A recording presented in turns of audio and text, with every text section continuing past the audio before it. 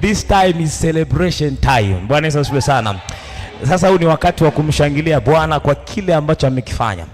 Kwa hiyo nataka ukae katika huo mkao wa kumshangilia Mungu kwa sababu imeshatokea. Mwambie jirani yako, ndio nimeshavuka hivyo. Ndio imeshakuwa, yani Bwana Yesu asifiwe. Kuna mtu ameniona hapa.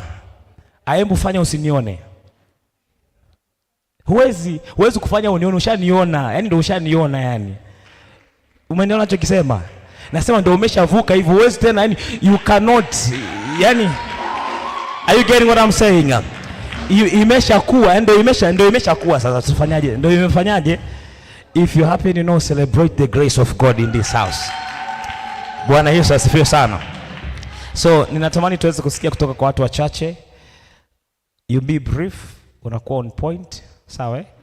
Na unasema moja kwa moja kinachohusiana na huduma iliyoenda, kwa maana ya nini kilichotamka kwako, how does it relate, na pia jinsi ulivyokipokea. Bwana asifiwe sana.